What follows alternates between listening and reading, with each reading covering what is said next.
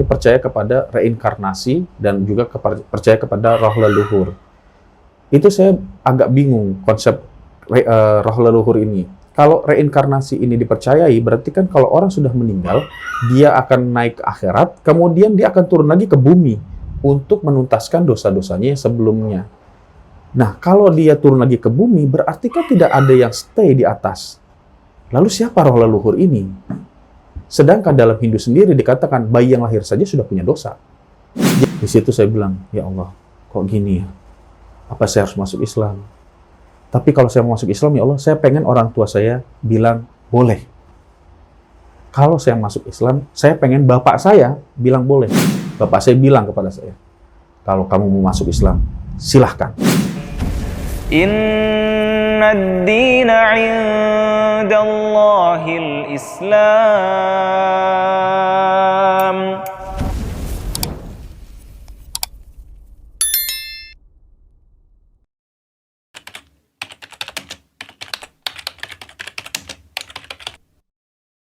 Bismillahirrahmanirrahim. Assalamualaikum warahmatullahi wabarakatuh. Alhamdulillahillazi bi ni'matil iman wa ni'matil islam wa ni'matil ukhuwah wa ni'matil hijrah. Asyhadu an la ilaha illallah wa asyhadu anna Muhammadan abduhu wa rasuluhu la nabiyya ba'dah. Allahumma salli wa sallim wa barik wa syafi'ina wa habibina wa maulana Muhammad sallallahu alaihi wasallam wa ala alihi wa ashabi ajma'in. Rabbi sahri sadri wa yassir li amri wahlul 'uqdatan min lisani yafqahu qawli. Para jemaah yang dirahmati Allah Subhanahu wa taala, perkenalkan nama saya Iwayan Arisudana. Saya lahir 3 Juli 1980. Saya memiliki background beragama Hindu pada agama sebelumnya.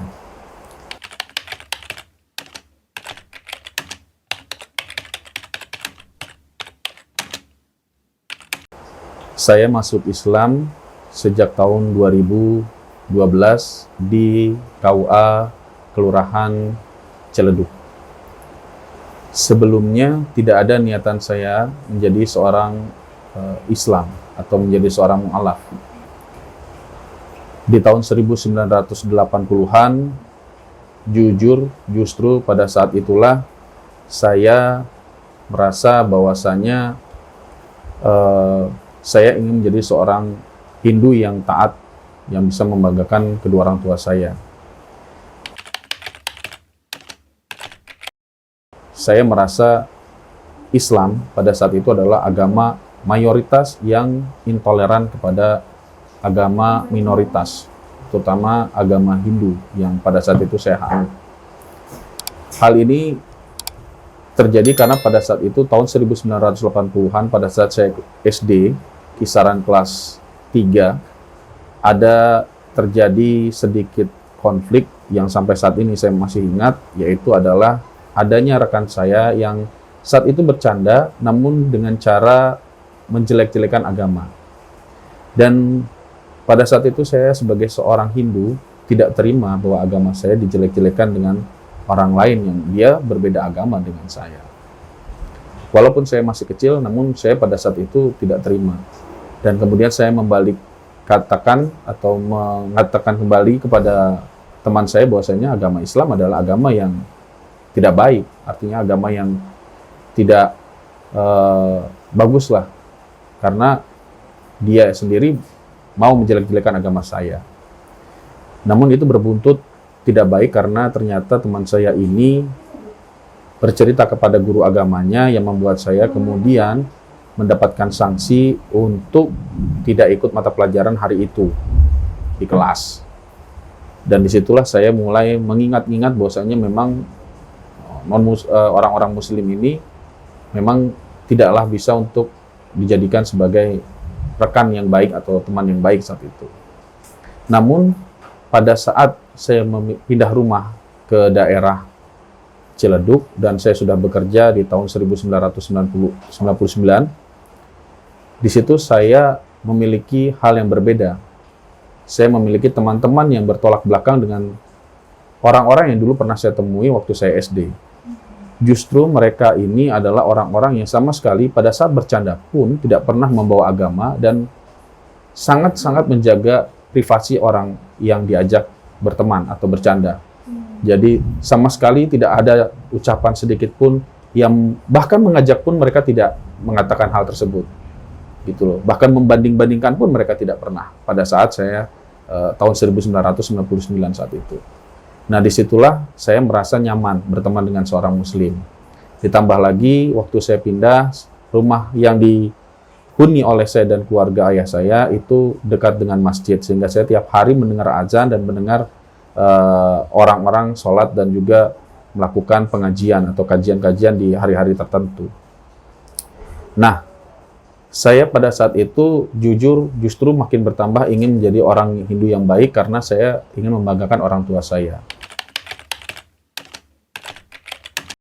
Di tahun 1999 itulah saya senang sekali melihat tayangan-tayangan televisi, terutama di stasiun-stasiun TV swasta yang pada saat itu menayangkan film-film kolosal yang diproduksi oleh perusahaan-perusahaan dari negara India. Yaitu ada film Mahabharata, ada film Ramayana, Sri Krishna, dan lain-lain. Yang membuat saya kemudian sangat bangga bahwasanya sebagai seorang Hindu, film para dewasa ini ditayangkan hampir tiap saat di stasiun TV swasta. Yang membuat saya kemudian berkata kepada orang tua saya ingin seperti orang yang bisa punya keterkaitan dengan para dewa, yaitu para resi-resi ini. Lalu orang tua saya mengatakan, ya sudah, kamu harus bisa pintar baca mantra, harus bisa baca kidung, harus bisa membaca kitab Bhagavad Gita dan macam-macam lainnya. Disitulah saya mulai terus belajar tentang Hindu dan bahkan menghafal doa-doa dan mantra-mantra. Namun seiringnya berjalan waktu, saya mulai ada sedikit kebingungan di sini. Bukan keraguan ya, tapi kebingungan. Karena apa? Karena saya melihat di film itu antara cara penyembahan awalnya itu, antara penyembahan itu berbeda, dan kedua dewanya pun itu membingungkan buat saya. Di Hindu itu kan kita kenal pada saat saya menyembah Hindu ya, di saat saya Hindu itu ada istilah Trimurti, yaitu adalah penggabungan dari Brahma, Wisnu, dan Siwa. Nah, tapi di film yang saya tonton ada scene di mana antara dewa itu saling bertempur. Ini saya agak bingung. Bagaimana caranya seorang dewa yang dikatakan dalam agama saya bahwa dia adalah satu kesatuan, kok saling bertempur karena konflik kepentingan?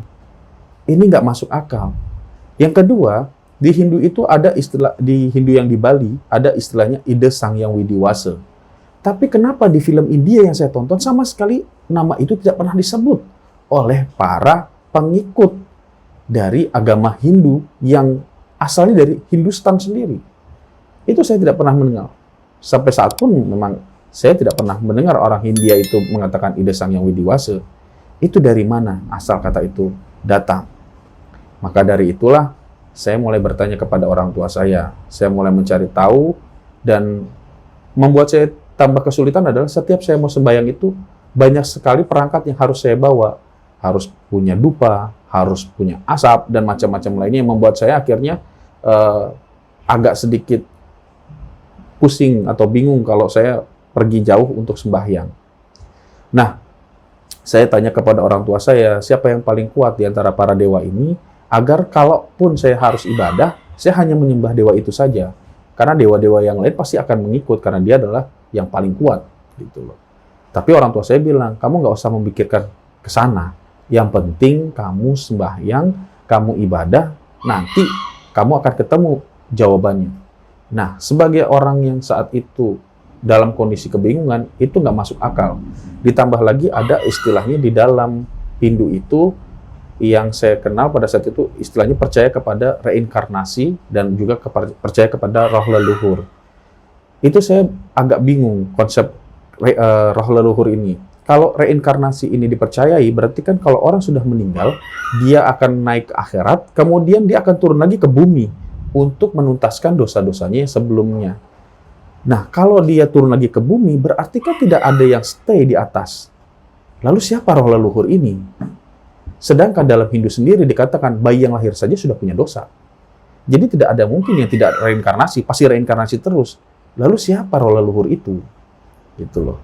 Akhirnya disitulah pertanyaan itu yang membuat saya kemudian terjadinya konflik antara hati nurani saya dengan pikiran saya. Namun lisan saya berkata kepada orang tua saya, tetap saya akan menjadi seorang Hindu yang baik. Walaupun sebenarnya batin bertentangan dengan pikiran. Nah, karena sering terjadi hal seperti ini, akhirnya saya sering bertanya kepada orang tua saya yang membuat terjadinya konflik internal di keluarga, yaitu terutama antara saya dengan orang tua saya. Orang tua saya ini tidak menyukai pertanyaan-pertanyaan saya karena dianggapnya pertanyaan ini adalah pertanyaan yang tidak masuk akal. Artinya buat apa bertanya-tanya hal tersebut yang memang notabene sebenarnya sudah ada di kitab gitu loh. Jadi hanya ibadah aja yang penting, nggak usah terlalu mikirkan tentang Tuhan karena nggak nyampe nanti otak saya katanya. Namun tetap saya pada saat itu berkonsisten ingin ibadah. Kenapa? Karena di dalam konsep saya mencari ketuhanan itu biar jelas, biar tenang hati saya juga. Karena setiap saya sembahyang kadang-kadang dalam pikiran saya ini yang saya sembah benar atau tidak, salah atau tidak, lalu terterima atau tidak ibadah saya ini. Jangan sampai saya sudah capek-capek, saya sudah hafal banyak-banyak mantra, tapi apa yang saya ucapkan dan saya lakukan ternyata semuanya sia-sia. Tidak ada nilai ibadah apapun di mata Tuhan saya. Nah, disitulah kemudian saya mencari tahu, karena di dalam Hindu itu sendiri kan, pada saat saya sembahyang itu saya harus ada beda-beda kembang, ada beda-beda rupa kembang di situ. Sedangkan yang saya tonton pada saat di TV nggak pernah ada pakai kembang, dia pakai api, geni, gitu. Jadi dia pakai naik ke kelenteng, dia nyalakan bel, dia pukul bel, kemudian dia pakai dupa dengan piring. Sedangkan saya saat itu adalah menggunakan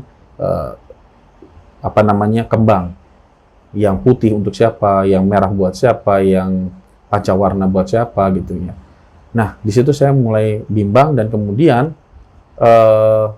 saya mencoba untuk mencari tahu tentang ketuhanan dengan cara bertanya kepada orang tua saya, namun karena kondisinya pada saat itu kurang kondusif, akhirnya saya keluar dari rumah. Saya keluar dari rumah dengan harapan menghindari adanya konflik dengan orang tua saya yang saya khawatir itu bisa membuat beliau sakit. Saya mencari kontrakan bersama dengan rekan saya dengan tujuan adalah untuk saya mencari tahu tentang ketuhanan. Namun, bukannya saya mendapatkan apa yang saya inginkan, justru karena saya jauh dari orang tua saya, pemikiran saya semakin liar. Pemikiran liar inilah yang membuat saya bertemu dengan pemikiran bahwasanya baiklah, lebih baik kita tidak memiliki konsep ketuhanan, tapi kita baik dengan orang lain. Sehingga apa yang kita lakukan, pasti itu yang akan kita terima. Ternyata pemikiran itu setelah sekarang saya masuk Islam, itu salah besar. Bagaimana caranya kita bisa baik kepada orang lain kalau kita bagaimana kita bisa baik kepada ciptaannya kalau penciptanya aja kita nggak baik, gitu loh. Gimana kita mau baik sama adik kita kalau kita sama orang tua kita nggak baik? Akhirnya di situ saya sempat kondisinya mencoba untuk menjadi orang yang liberal, tapi sebenarnya dalam hati saya itu masih mencari tentang ketuhanan.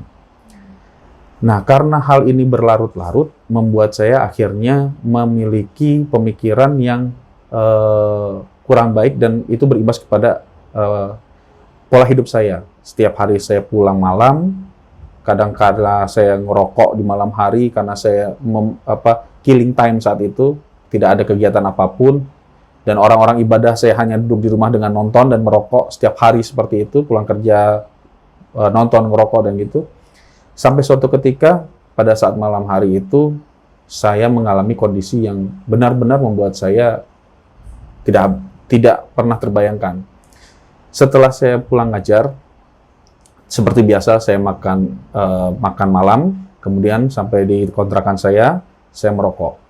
Setelah merokok dan nonton, terbiasa saya tidur untuk kegiatan saya esok hari. Namun tiba-tiba di situ ada sesuatu hal yang membuat saya kaget. jantung saya itu mendadak berdebar kencang pada saat saya mau tidur. Jadi pada saat saya mau berbaring, jantung saya itu seperti dipukul. Awalnya seperti dipukul. Lalu berdebar kencang dan itu tidak berhenti. Semakin kencang, dan semakin kencang yang membuat saya akhirnya menjadi ketakutan dan pada saat saya pegang, saya bisa merasakan jantung saya itu berdetak sangat kencang. Seperti orang yang sedang berlari puluhan kilometer, saya itu sampai tersengal-sengal dan kemudian lidah saya terasa getir. Dan ditambah lagi darah dari kepala saya itu terasa turun sampai ke kaki. Disitulah saya ngerasa bagaimananya orang narik nafas tapi hanya cegukan sampai di leher. Saya udah mencoba narik nafas setinggi-tingginya tapi cegukan di leher. Dan itu dengan saya ketakutan, saya buka pintu kontrakan saya dan saya teriak Allahu Akbar sebanyak 3 kali secara refleks. Secara refleks saya teriak Allahu Akbar 3 kali dan tetangga saya semuanya keluar. Mereka tahu saya non-muslim. Namun karena mereka melihat saya teriak Allahu Akbar, mereka bingung. Mereka hanya melihat dari jendela, ada yang lihat hanya dari depan pintu, tapi tidak menghampiri saya. Mereka tidak tahu apa yang terjadi pada saya. Saya cuma teriak Allahu Akbar, saya masuk lagi ke dalam, dan situlah saya telepon orang tua saya menyatakan bahwasanya saya minta maaf kalau saya punya salah. Karena kemungkinan besar saya kena serangan jantung dan saya nggak tahu apakah saya selamat atau tidak. Berselangnya waktu, karena saya sudah buka pintu tadi, ibu saya dan orang tua saya datang. Saya ingat itu kalimat terakhir yang saya dengar itu dari ibu saya itu, tolong balurin balsem, kakinya sudah mulai dingin. Tolong Pak, balurin balsem, kakinya sudah mulai dingin. Saya cuma hanya lihat itu antara gelap hitam dan kunang-kunang. Jadi kayak kalau kita main kamera tuh blur fokusnya ya, blur benar-benar blur. Jadi warna yang bercampur dengan hitam saja gitu loh. Disitulah saya kemudian ingat itu saya dipapas oleh orang tua saya karena saya masih merasakan beratnya badan saya menyandar kepada tangan ibu saya. Bapak saya pada saat itu membawa kendaraan motor dan saya diapit di antara orang tua saya menuju ke rumah. Di rumah saya tidak langsung dibawa, tapi langsung dilarikan ke rumah dokter kenalan dari orang tua saya, bapak saya terutama. Di situ saya dilakukan penanganan pertama dan kemudian diberikan obat, mungkin obat penenang pada saat itu, mungkin ya, karena saya kurang tahu itu obat apa. Nah, bapak saya di sini setelah saya tenang menyatakan pada dokter, gimana dok, si Ari nih, beliau manggil saya Ari. Si Ari ini gimana? Sakit apa dia? Nah, dokter ini bingung. Ini kenapa man gitu, bahasa Bali. Kenapa man? Kenapa man maksudnya gitu dalam bahasa Bali. Ini anak ini kayaknya terlalu pusing mikirin Islam nih. Saya tahu dia pasti mau masuk Islam. Dari kemarin itu dia nanyain tentang ketuhanan terus. Karena orang-orang kayak gini nih rata-rata termasuk Islam nih, kata bapak saya gitu kan. Terus saya dipanggil lah. Nah, dipanggil saya sama bapak saya duduk di depan dokter itu. Dokter itu bilang, man, ini anaknya antara jantung sama denyutnya itu berbeda. Nah, kok bisa? Saya juga bingung, maksudnya seperti apa, saya juga nggak ngerti. Ini kamu punya masalah apa? Nah, saya bilang, saya cuma nanya kok, Tuhan itu seperti apa, konsepnya bagaimana. Nah, dokter ini karena agamanya sama dengan agama bapak saya, beliau bilang, ya udah Ri, kamu tuh nggak usah mikir jauh-jauh. Kalaupun kamu nggak yakin, kamu harus belajar sampai kamu yakin. Sama seperti Om ini pun walaupun Om masih belum yakin, tapi Om akan terus belajar sampai Om akan yakin, gitu loh. Karena sesuatu keyakinan itu bisa kita dapatkan dengan kita terus-menerus meyakini. Tapi saya masih bingung gimana caranya yakin dapat kalau kita masih belum yakin kan. Tapi karena saya tidak mau bertengkar dengan orang tua saya saat itu, akhirnya saya mengucapkan iya saja. Walaupun dalam batin saya tetap berkata bahwasanya saya masih belum yakin dengan Tuhan saya, gitu. Kembalilah saya ke Hindu, yang tadinya saya mencoba sifat apatis terhadap Hindu, saya kembali lagi ke Hindu, sembahyang lagi beberapa kali, namun di hati saya menolak. Menolaknya kenapa? Karena saya masih berpikir, benar nggak sih dewa yang saya sembah ini adalah menerima amal ibadah saya dan apa yang saya lakukan ini punya nilai di hadapan Tuhan. Nah, karena saat itu kondisi saya sudah membaik ya, akhirnya saya merasa, kayaknya saya nggak yakin, saya keluar lagi dari rumah. Karena saya bentrok lagi dengan orang tua saya mengenai konsep ketuhanan tadi. Bentrok lagi dari orang tua, saya keluar lagi ke kontrakan saya. Nah, di situ Yang menarik adalah pada saat saya ngajar di hari Selasa atau Rabu, saya lupa. Pokoknya di tahun 2000-an saat itu, 2013 atau 2014 saya lupa. Sorry, bukan 2013. 2010 atau 2009 saat itu kondisinya saya pulang ngajar seperti biasa.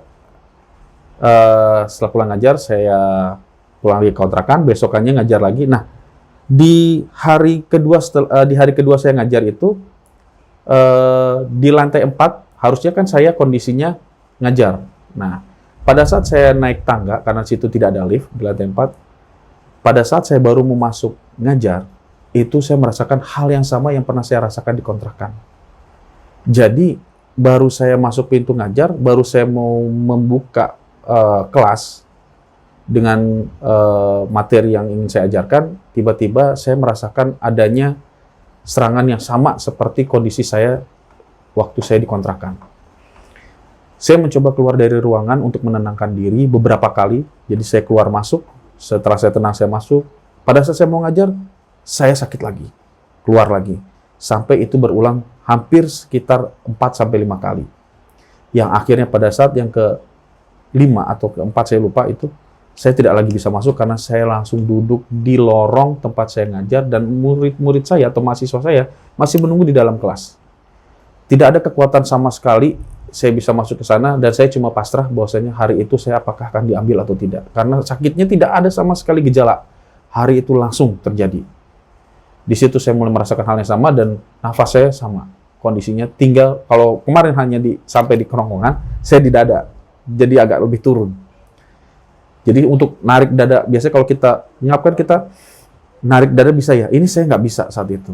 Nah, akhirnya yang terjadi, ada salah satu murid saya yang keluar. Dia ngelihat saya kondisi tergeletak di pinggir lorong, lalu dia memapah saya dan menanyakan ada yang bisa dibantu. Saya minta tolong hubungi orang tua saya untuk saya dibawa ke rumah sakit. Akhirnya diteleponlah orang tua saya, dipapahlah saya dari lantai 4 menuju ke lantai 1, dan orang tua saya membawa saya menggunakan kendaraan mobil menuju ke rumah. Karena rumah sakit pada saat itu kondisinya dokter spesialis sudah tidak ada di tempat, saya kemudian dibawa ke rumah dulu, dan paginya baru dibawa ke rumah sakit dulu namanya Bakti Asih. Ke rumah Bakti Asih di Ciledug untuk ketemu dengan dokter spesialis jantung. Di situ saya di ronsen, kemudian saya di EKG. Hasil ronsen dan EKG membuat saya terkejut. Kenapa? Karena menurut dokter spesialis jantung, jantung saya sudah bengkak. Jantung saya sudah bengkak dan EKG saya antara batas atas dan batas bawah sudah bertabrakan jauh. Ini perlu penanganan yang sangat cepat dan perlu pengecekan apakah perlu ada operasi atau tidak. Nah, karena peralatan di sana kurang memadai, saya dirujuklah ke rumah sakit yang lebih besar untuk dicek kamera mengenai jantung saya. Di sini titik yang sangat menarik buat saya. Kemudian saya balik pulang ke rumah. Di rumah saya, ini saya tinggal di rumah sama orang tua saya. Saya mencoba mencari literatur bagaimana cara sembuh dari sakit jantung, bagaimana caranya makanan-makanan herbal yang bisa menyembuhkan jantung dan lain-lain macamnya. Sampai searching di Google dan segala macam, jawabannya tidak ada. Yang menghambat ada, yang mencegah ada, yang menyembuhkan tidak ada. Itu yang saya searching saat itu ya. Kalau sekarang saya Allahu a'lam, mungkin sudah ada, tapi yang saya waktu itu cari tidak ada. Anehnya pada saat pagi hari saya mau kerja, itu ada kalimat yang terngiang di telinga saya, yang biasanya kalau kita bicara dengan diri kita itu kan kita bisa mengatur ya, kita mau bicara apa. Ini saya tidak bisa mengatur bicara itu. Kalimat itu terngiang di dalam pikiran telinga saya itu, dan itu hanya di kanan. Itu dia berkata gini, beranikah kamu mengucapkan La ilaha illallah sebelum waktu pagi menjelang dan sebelum setelah fajar menyingsing, artinya sudah terbit, turun matahari. Jadi sebelum matahari terbit dan setelah matahari terbenam. Saat itu saya berpikir yang penting sembuh. Karena sakit jantung ini luar biasa. Saya capek sedikit, langsung terjadi lagi ngap. Saya kepikiran sedikit, ngap lagi. Kondisinya memang tidak nyaman sekali. Bahkan untuk buang air besar pun pada saat itu saya dari jongkok naik berdiri itu sangat tidak bisa nyaman. Kenapa? Karena nafas saya tersengal-sengal terus. Itu saya minum obat dari dokter untuk mengurangi rasa nyeri saya dan rasa ngap saya. Disitulah saya kemudian mengucapkan la ilaha illallah dari pada saat matahari sebelum terbit, saya berangkat dari rumah orang tua saya menuju kantor. Sampai di kantor saya berhenti dan saya menunggu waktu setelah maghrib baru pulang ke rumah, dan di sepanjang jalan saya mengucap itu dalam hati la ilaha illallah. Terus itu berlangsung. Sampai akhirnya saya ketemu dokter di rumah sakit Sari Asih, rujukan dari Bakti Asih tadi, untuk dilakukan namanya USG jantung dan echo dan EKG juga. Nah di situ beliau berkata, oke, kita coba EKG dulu. Detak jantung masih sama, kondisinya masih sama seperti pada saat saya di rumah sakit Bakti Asih, masih bertabrakan, bahkan lebih parah lagi kondisinya saat itu. Akhirnya dirujuklah ke dokter jantung, namanya Dokter Robert saat itu. Beliau bilang, wah Pak, ini harus USG jantung ya, nanti kita lihat dulu apakah harus ada operasi atau tidak. Janji dengan saya 3 minggu lagi datang ke sini, setelah itu kita lihat kondisinya. Di situ saya deg-degan. Bagaimana nggak deg-degan? Umur masih 20-an tahun. Iya kan? Udah 30 tahun, udah kena sakit jantung. Orang mah 60, 70 baru sakit jantung. Saya 30 tahun udah sakit jantung. Saya sangat takut sekali saat itu. Tapi saya tidak berhenti. Saya tetap la ilaha illallah, la ilaha illallah. Berangkat pagi, kemudian pulang habis maghrib, dan saat pagi saya libur, saya suka jalan dengan tidak menggunakan alas sendal dan tetap mengucapkan itu dalam hati agar orang tua saya tidak khawatir pada saya, karena waktu itu orang tua saya benar-benar menjaga saya. Sepanjang jalan, sepanjang kompleks, seperti orang tawaf lah gitu loh. La ilaha illallah. Minggu ketiga, akhirnya ketemulah saya dengan dokter.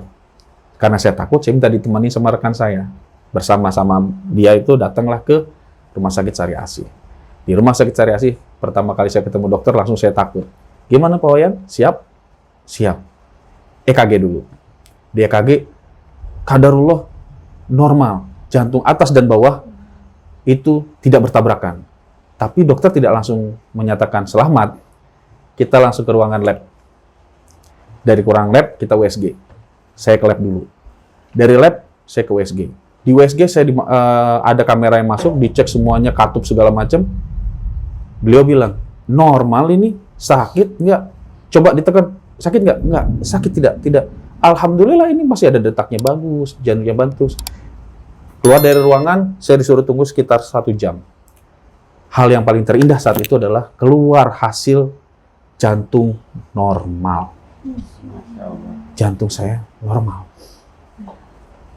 Bisa bayangin ya, kondisinya. Di saat itu, saya yang takutnya setengah mati, bahkan ada orang yang ingin banget itu sembuh. Dan itu ada saksiin teman saya, dan hasil lab itu masih tersimpan di daerah Ciledug, di rumah orang tua saya. Saat itu.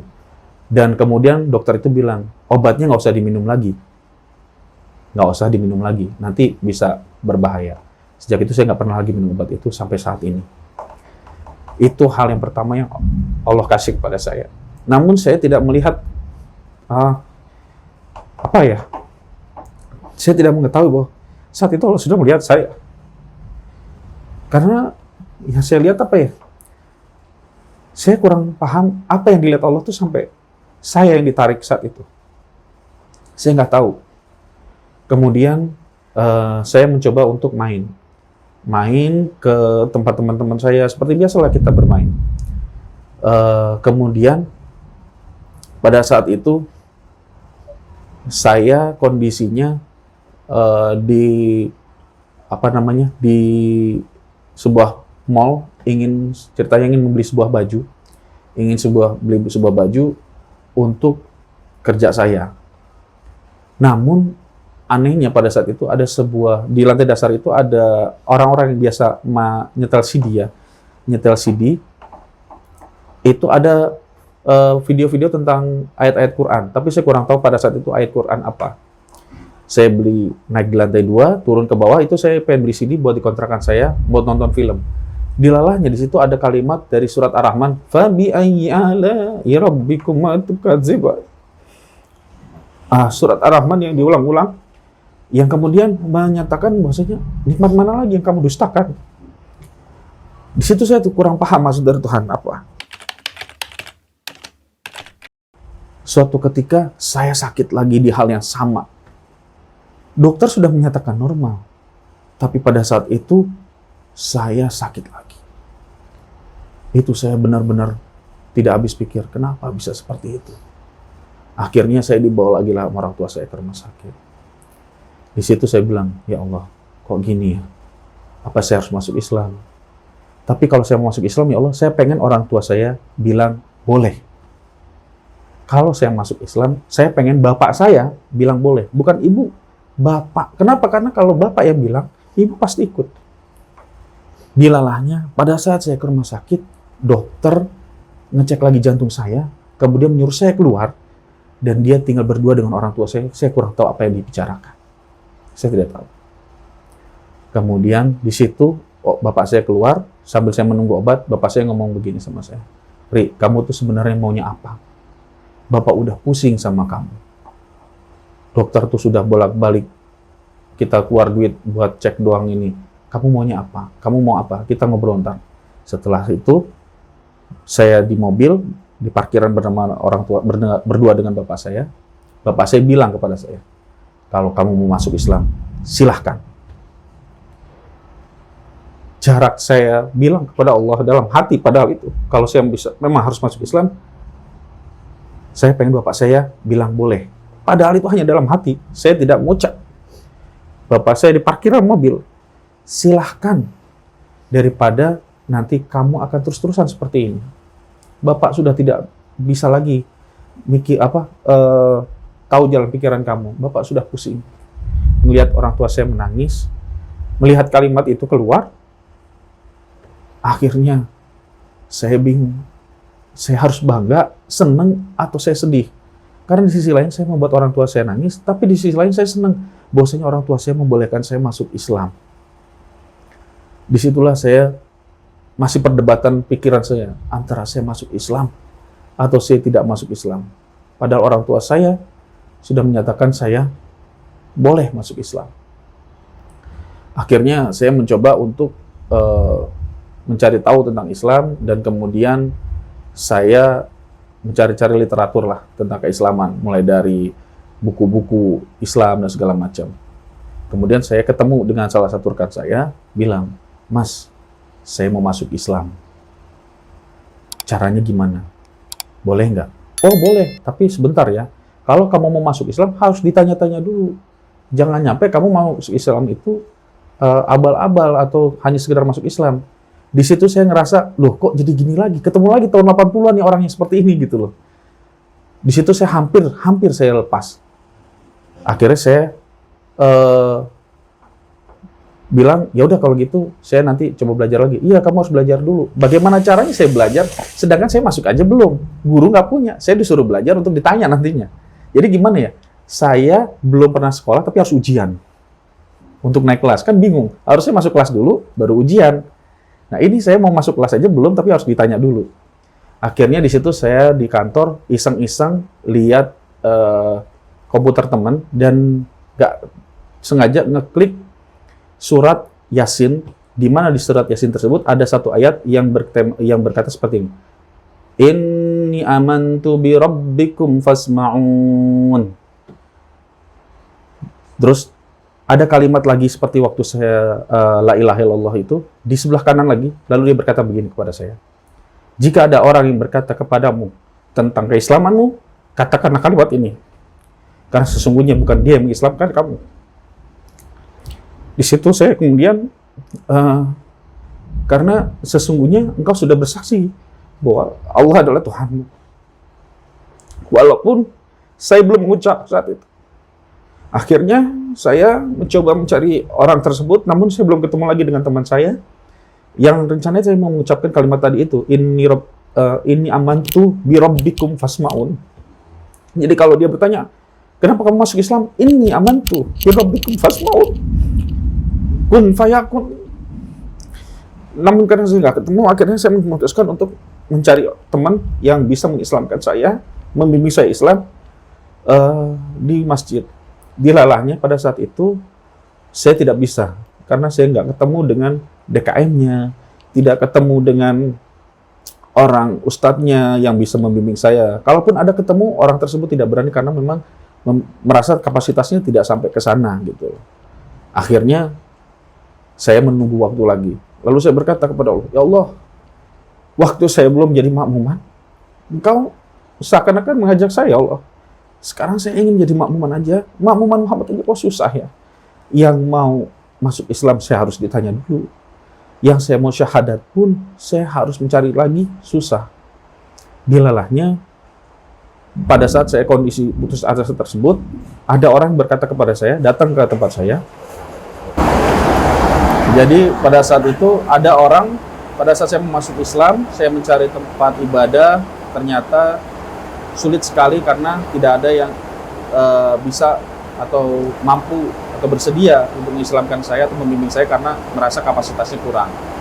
Sampai kemudian saya mencoba cari tempat, dilalahnya DKM-nya nggak ketemu atau ustadznya tidak ketemu. Akhirnya saya hampir putus asa. Lalu dalam keputusasaan saya itu datang satu orang rekan saya berkata kepada saya, bukan rekan ya, orang tua rekan datang kepada saya berkata, Mas Wayan mau masuk Islam katanya. Iya Pak, saya mau masuk Islam. Sebenarnya sebagai seorang Muslim, beliau bisa membimbing saya langsung. Sebenarnya ya, tapi beliau berkata begini, Mas Wayan di KUA itu ada tempat yang juga bisa mengislamkan. Mas Wayan silakan daftar aja ke sana. Nanti Mas Wayan dibimbing sama ustadz sana. Padahal udah ketemu orang Muslim, bukan? Udah ketemu orang Muslim. Tapi inilah qadarullah ya. Allah punya rencana itu di luar daripada logika kita. Akhirnya saya ke KUA. Pada saat saya ke KUA, tidak langsung diislamkan atau tidak langsung dibimbing. Ada kalimat yang mengatakan bahwasanya, ya udah boleh, tapi nanti ya nunggu ustadznya dulu. Tanggal berapa Bu? Hari apa Bu? Oh tanggal sekian, hari sekian. Nanti datang lagi. Kalau sebagai seorang Muslim, pada saat itu waktu syaitan itu paling lama. Dia bisa saja tergelincir lagi menjadi seorang murtad sebenarnya. Tapi ya ini qadarullah, saya kurang tahu. Saya harus mengatakan ini karena memang itu yang saya alami. Jadi bukan berarti, wah itu mah orangnya aja yang begini atau begitu. Tapi memang inilah yang saya alami saat itu, kondisinya.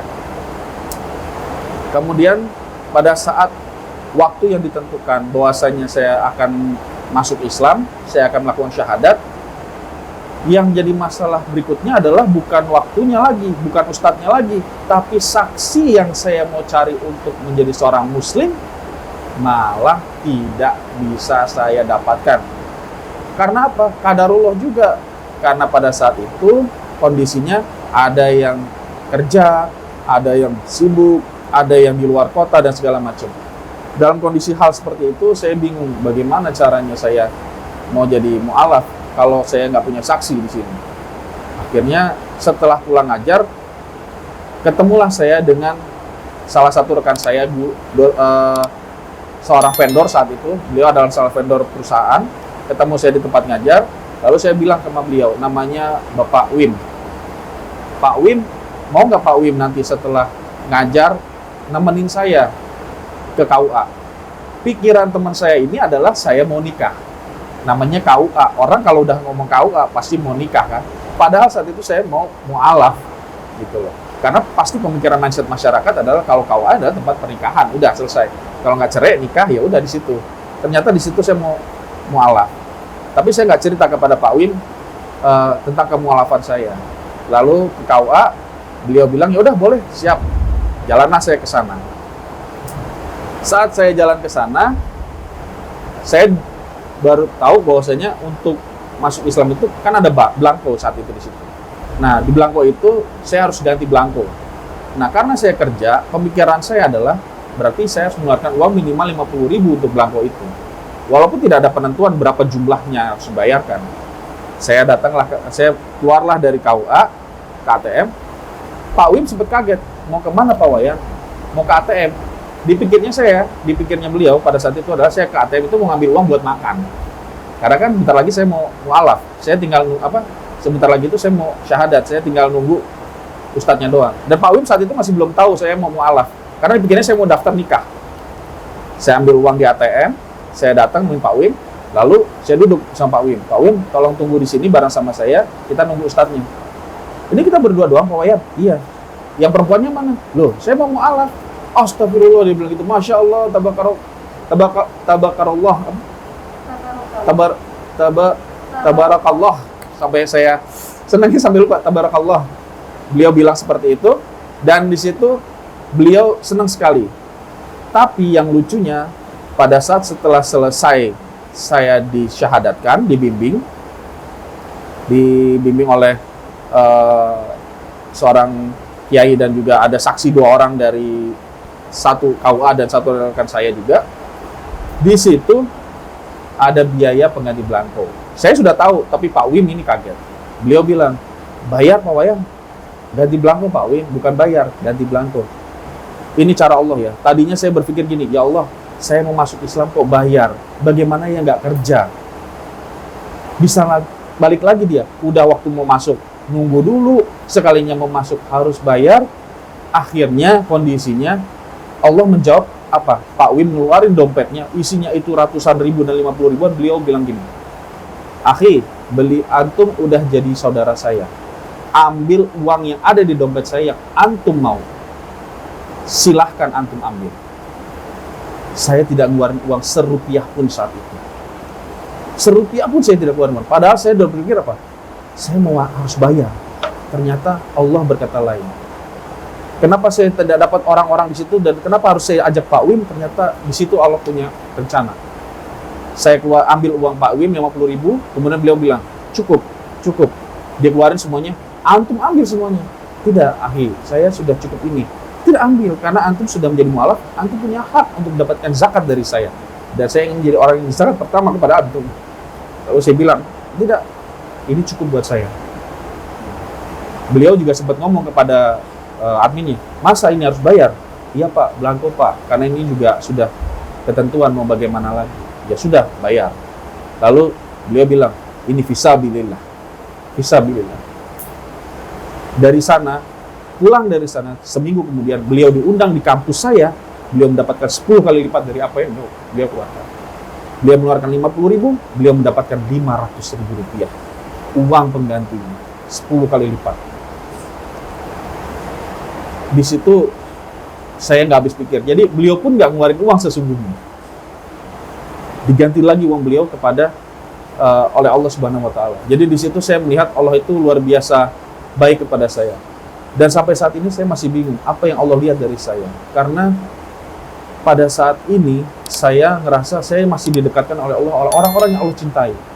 Saya masih ingat pada saat saya habis ngajar, saya makan di warteg. Lagi makan di warteg, ada orang yang saya nggak kenal sedikit pun. Bahkan saya belum pernah ketemu dengan orang tersebut. Dia makan di sebelah saya, setelah makan di sebelah saya, dia ngeliatin saya. Lalu dia ngucap salam, saya ngucap salam balik. Lalu dia bilang, sesungguhnya orang yang nanti Allah cintai akan dipertemukan dengan orang-orang yang Allah sangat cintai. Dia akan dikumpulkan dengan keluarga yang Allah cintai. Percayalah, akhi, nanti akan ketemu dengan orang-orang yang setiap harinya akan bertemu atau setiap harinya akan berkutat dengan agama atau dengan Allah yang setiap harinya akan Allah berbicara kepada Allah. Disitulah saya mulai bertemu dengan teman-teman saya di Nahdlatul Ulama. Saya dipercaya menjadi salah satu pengurus di Ranting saat itu sebagai sekretaris, padahal ilmu saya sama sekali tidak mumpuni saat itu. Nah, di situ kemudian pindah saya ke daerah Bogor. Saat ini saya di daerah Bogor, dan di Bogor pun qadarullah dalam kondisi saya baru 2 tahun di sini, mendadak di tahun yang kedua ini saya diminta menjadi ketua DKM sampai tahun sekarang saya ketiga di sini. Padahal ilmu saya itu sama sekali tidak ada. Dan itu pun terjadi tanpa saya duga-duga dan tanpa saya ketahui. Dan sampai saat ini saya duduk di sini bicara kepada para jamaah di sini, tujuannya bukan karena saya merasa paling dekat kepada Allah, bukan. Tapi saya juga tidak tahu kenapa Allah memberikan jalan ini kepada saya sampai saya berada di sini. Sampai saat ini pun saya juga beruntung. Kenapa? Karena saya dijaga oleh Allah melalui orang-orang yang dekat dengan Allah. Sedikit saya meleset, saya masih ada orang-orang masjid yang mengingatkan saya. Sedikit saya meleset, saya masih ada orang-orang media yang penggiat media Islam yang mengingatkan saya lagi. Sedikit saya lengah kepada Allah, saya diingatkan oleh teman-teman saya yang juga seorang mu'alaf. Disitulah saya kadang berpikir, ya Allah, sungguh kau baik, maha baik. Maka dari itu saya berjanji dalam diri saya, berikrar dalam diri saya bahwasanya saya tidak akan pernah meninggalkan sholat saya. Kenapa? Karena sholat saya, zakat saya, puasa saya, semuanya nggak ada apa-apanya. Ada hal yang menarik juga buat saya. Pada saat saya masuk Islam, itu saya ingin sekali jadi seorang pergi haji lah. Pengen saya pergi haji. Saya pengen umroh, seperti orang-orang lainnya. Karena kan Islam itu, rukun Islam itu ada 5 ya. Syahadat, sholat, zakat, puasa, haji. Walaupun kalimat terakhirnya ada koma, bila mampu. Saya punya uang tidak ada uang saya. Tapi kemudian saya berniat, berazam pada diri saya, ya Allah, Allahumma labbaik, labbaik Allahumma syarika laka labbaik. Ya Allah, undang saya ya Allah. Saya datang ke tempatmu, tapi undang saya ya Allah, tolong. Saya pengen, ya Allah. Akhirnya yang saya lakukan pada saat itu, ikhtiar saya adalah dari rumah saya yang di Ciledug menuju ke kantor. Sebisa mungkin setiap ada masjid yang ketemu di waktu sholat, saya akan mampir di situ, kemudian saya melakukan sholat tahiyatul masjid terlebih dahulu, sholat sunnah terlebih dahulu, baru sholat jamaah. Jadi saya mampir sebelum waktunya sholat saat itu. Kecuali pada saat zuhur, saya biasanya di kantor. Tapi saat pulang, biasanya di waktu mau maghrib itu, saya pasti sore hari itu, saya mampir terlebih dahulu sambil menunggu maghrib. Dan dalam hati saya berkata, ya Allah, saya sa'i hari ini ya Allah. Walaupun bukan 7 kali, tapi saya sa'i dari rumah saya menuju kantor, dan saya di sini meminta kepadamu, ya Allah, dimudahkan saya untuk bisa sa'i sesungguhnya di sana. Ramadan, setelah saya mu'alaf 3 tahun, Ramadan keempat, saya dapat telepon, saksinya adalah istri saya. Malam ke-27, saya dapat telepon dari namanya Kafilah Rindu Ka'bah. Salah satunya berkata kepada saya, apakah ini yang namanya Bapak Iwayan Arisudana? Ya Bu, mohon maaf Pak Iwayan Arisudana, Bapak mendapatkan hadiah berupa umroh, dan ini mendapatkan umroh ini tidak bayar sedikit pun, karena Bapak dapat jatah dari seseorang yang dia sudah bisa mendapatkan 12 orang sebagai partner kami, dan Bapak direkomendasikan untuk jadi umroh. Boleh tahu siapa namanya Bu? Wah, kebetulan tidak bisa Bu, hamba Allah. Saya itu mau nangis sampai saya bilang sama istri saya di malam ke-27, cubit saya, apakah saya mimpi atau saya sedang menghijau, atau yang saya telepon ini karena saya pengennya saya umroh, saya salah dengar gitu ya. Ternyata saya nggak salah dengar. Saya diundang ke Masjid Atin saat itu, dan diantar oleh orang tua saya. Orang tua saya bilang, saya yang antar, jangan orang lain, saya yang antar. Saya diantar oleh orang tua saya diberikan kain ihram, saya diberikan tas, dikasih, dan diajarkan bagaimana cara bikin ihram. Saya disuruh bikin paspor, buku kuning, vaksin, semua saya lakukan. Alhamdulillah, tinggal menunggu hari saya berangkat. Ternyata batal. Karena Kafilah Rindu Ka'bah dianggap bahwasanya dia telah menyelewengkan uang jamaah pada saat itu. Akhirnya saya batal, tidak bisa masuk untuk pergi umroh. Istri saya sempat kecewa kepada Kafilah Rindu Ka'bah. Lalu saya bilang kepada istri saya, nggak usah kecewa. Kenapa? Karena sesungguhnya kita nggak ngeluarin uang, serupiah pun kita tidak keluar uang. Kalaupun kita keluar uang untuk visa, untuk paspor, untuk vaksin, untuk buku kuning, ini petanda kita sudah ada niat. Allah pengen niat, bener nggak sih kamu? Mau saya undang, sedangkan kamu paspor tadi nggak punya. Sekarang sih udah punya paspor. Nanti kapan berangkat? Itu urusan Allah. Saya bilang gitu. Istri saya bilang, iya ya, kita baik sangka aja, baik sangka sama Allah. Tahun berikutnya, saya dipanggil lagi. Ramadan juga di malam ke-24, apa 25 saya lupa. Dengan PT yang berbeda, namanya Musfiratur. Musfiratur ini telepon saya, lalu dia berkata, namanya Mas Satria saat itu. Mas Wayan, saya dari Musfiratur, saya dapat rekomendasi dari Kafilah Rindu Ka'bah, Mas Wayan akan berangkat untuk umroh. Alhamdulillah, kapan? Besok jam 1 pagi. Bayangkan Pak, pada saat itu, masuk, besoknya mau lebaran Pak. Jam 1 pagi saya harus berangkat Pak. Umroh. Sedangkan saya persiapan aja belum ada, segala macam nggak ada. Buku aja nggak ada.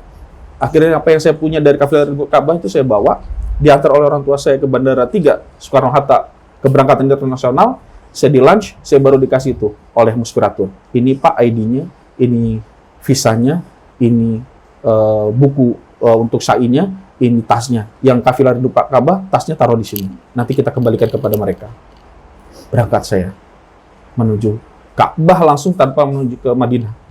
Dari masjid, benar-benar saya langsung ke Ka'bah. Langsung ke Mekah saya. Di situ saya, ya Allah, melihat Ka'bah itu, nggak bisa berdiri saya. Dan berarti saya, ya Allah, saya punya dosa banyak ini. Kau masih inginkan untuk ketemu, ya Allah. Orang yang masih berpikir bahwasanya, siapa Tuhan saya? Engkau tunjukkan, ya Allah. Engkau tunjukkan kepada hamba, ya Allah, kekuasaan-Mu. Bahkan saya minta kepadamu, ya Allah, untuk aku datang ke rumah.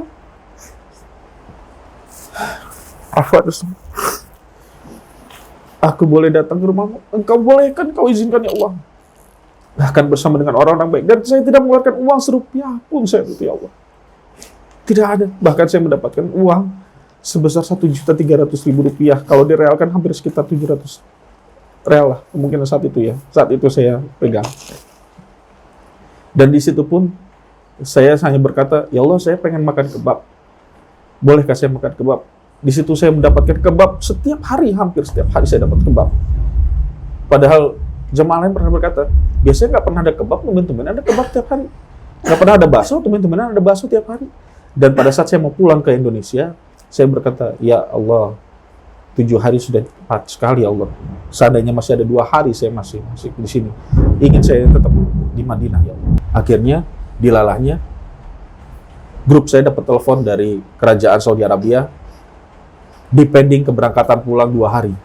Karena visa untuk keberangkatan pulang tidak jadi. Kami satu grup dari Musfiratur, semuanya tidak ada yang berangkat pulang. Semuanya 2 hari di Madinah, dan kami pun berada di tempat Nabi Muhammad SAW berada di depan situ tanpa ikut antrian. Orang semua antri, kita ikut langsung ke depan, dan biasanya askar bilang haram, kita masih boleh pegang. Raudah. Biasanya askar itu memukul-mukul dan bilang haram, di saat itu kita boleh memegang malah. Alhamdulillah di situ saya bilang, ya Rasulullah, hamba datang. Ini adalah makmumanmu ya Rasulullah. Hamba makmumanmu.